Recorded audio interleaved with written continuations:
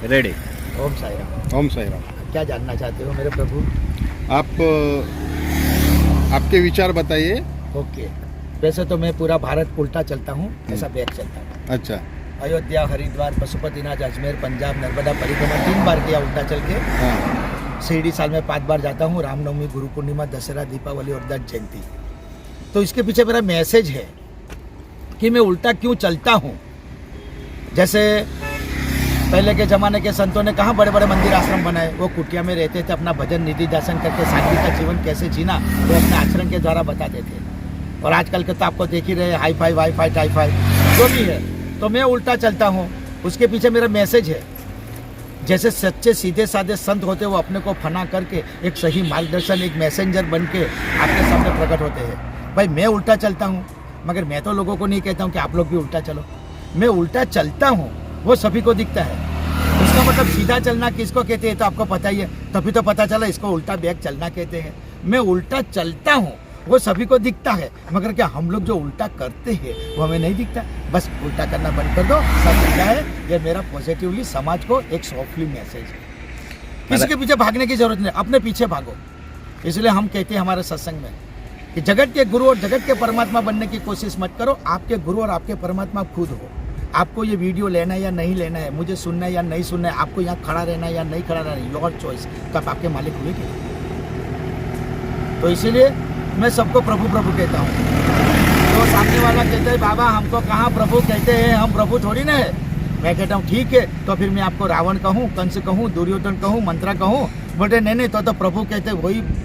तो फिर मुझे प्रभु कहने दो ना। मुझे आप में और सब में प्रभु दिखता है, इसलिए मैं आपको प्रभु कहता हूँ। अगर आपको मुझ में या कहीं और प्रभु नहीं दिखता, वो आपका प्रॉब्लम है, मेरा नहीं।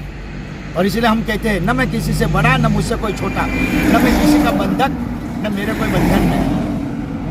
जो भगवान प्रभु को खोजने निकला है वो खुद ही खुद को खोजने निकला है। कोई कहता है कि मेरे को राम के बारे में जानना है, कृष्ण के बारे में जानना है, ब्रह्मा विष्णु महेश के बारे में जानना है। किसी ने ये कहा मुझे अपने बारे में जानना है। हमारा सबसे बड़ा प्रश्न हुई हमारी, मैं कौन हूँ? तो खुद को जानो, दूसरे को जानने के बजाय। इसलिए हम लोग हमारा जीवन कैसे जीते, लोग क्या कहेंगे। अरे भाई हमारे में जब हमने डर जैसा कोई काम किया ही नहीं, तो फिर हमको लोगों से डरने की क्या बात है। इसलिए लिखने वाले ने बहुत बढ़िया लिख दिया, कुछ तो लोग कहेंगे, लोगों का काम है कहना।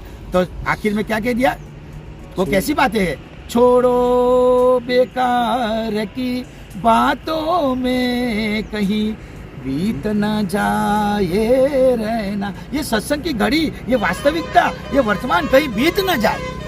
और इसीलिए मिला हुआ समय, हासिल की हुई सत्ता और उसमें से प्राप्त की संपत्ति का सदुपयोग करो। आपकी जर्नी, आपका नर्मदा परिक्रमा सक्सेसफुल रहे। ओम साई राम। नर्मदा परिक्रमा का मतलब क्या है, छोटे से बात में समझ। हमने उल्टा चल के परिक्रमा किया। तो आप लोग परिक्रमा कैसे करते हैं, आपको ही पता नहीं कि हम परिक्रमा क्यों कर रहे हैं। प्लीज इसको थोड़ा गहराई से जानना। आप परिक्रमा कैसे करते हो, आपको ही पता नहीं कि हम परिक्रमा में क्यों निकले। अच्छा, परिक्रमा करने के लिए लोग क्या कहते हैं, उसने किया तो मैंने किया, वो करते तो मैं भी करूं, तो उसका नाम नहीं है परिक्रमा। अच्छा, फिर आपको क्या बताते हैं कि जहाँ से आप परिक्रमा शुरू करते हो, ब्राह्मण की पूजा करो, कुमारिका को खिलाओ, सिर मुंडवा दो, सफेद कपड़ा पहन दो, लहसुन प्याज छोड़ दो।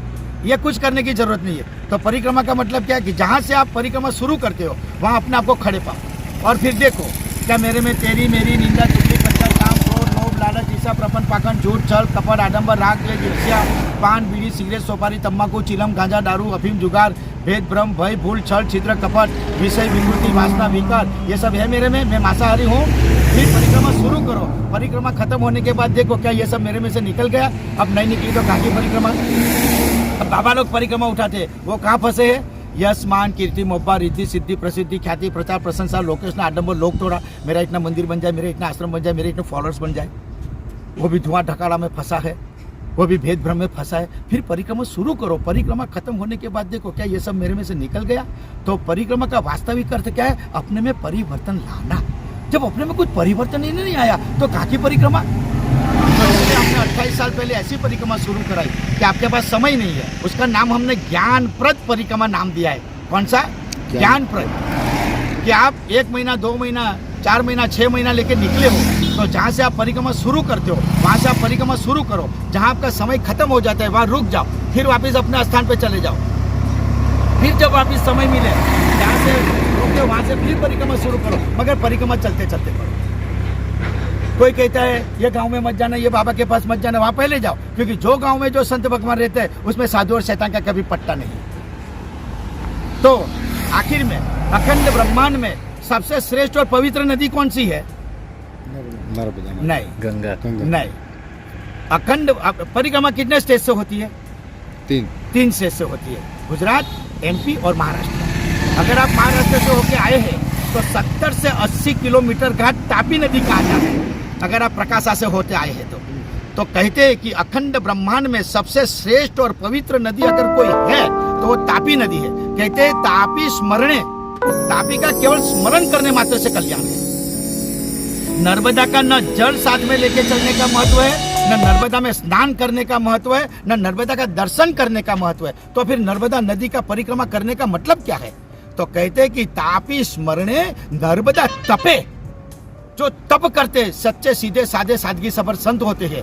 और आप लोग क्या कहते हैं? संत किसको कहते हैं?